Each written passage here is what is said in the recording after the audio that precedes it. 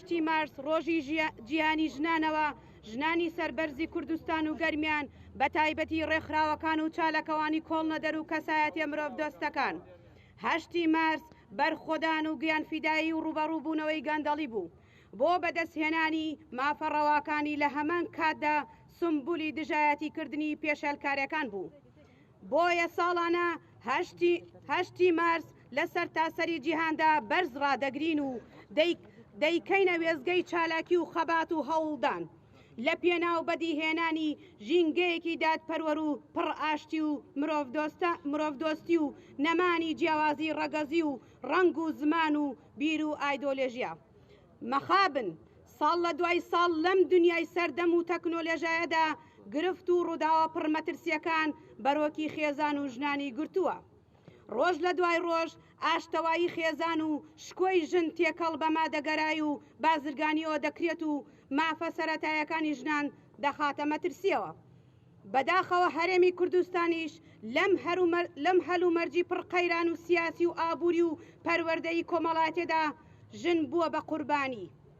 تەواوی قەیرانەکانی کوشتن و ئیهانە پێکردن و پێشێلکردنی مافە شایستەیەکان و شکاندنی شکۆ و بەکاڵاکردن لە حاڵەتەوە بەرەو دیاردا هەڵدەکشێت. ئێمە لە ناوەندی هاوبەشی ڕێکخراوەکانی ژنان لە گەرمیان جەخت دەکەینەوە. هەموو جۆرە تند و تیژی و کوشتن و ئیهانە پێکردنێک ئیدانە دەکەین و ڕەتی دەکەینەوە لەژێر هەر بیان و پاساوێک دابێت. داوە لەلایەنی پەیوەندیدار دەکەین بکوژان و تاوانباران بە سزای یاسایی خۆیان بگێنن.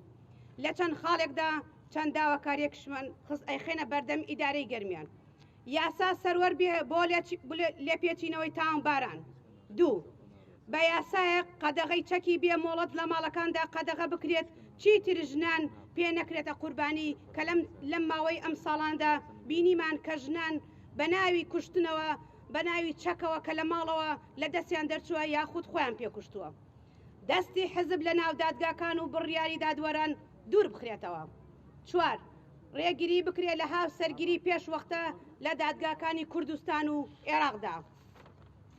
ناوی ڕێکخراوەکان: یەکگورتی خوشکانی ئیسلامی کوردستان لەقی گەرمیان، کۆمەڵەی ئافرەتانی کوردستان لەقی گەرمیان، ڕێکخراوی ڕاگەاندن و ڕووناکبیری ژنان، ڕێکخراوی یەکێتی ئافرەتانی کوردستان لەقی گەرمیان، یەکێتی ژنانی کوردستان لەقی گەرمیان، ڕێکخراوی ئازادی ژنانی کوردستان، ڕێکخراوی خەڵک بۆ گەشەپێدان لەگەڵ چەند چالەکانێک و چەند مامۆستایەکی زانکۆش کە ئەمڕۆ بۆ بەرزڕاگرتنی هەشتی مارس لەگەڵمانە ئامادەبوون. دەستان خۆش بێت.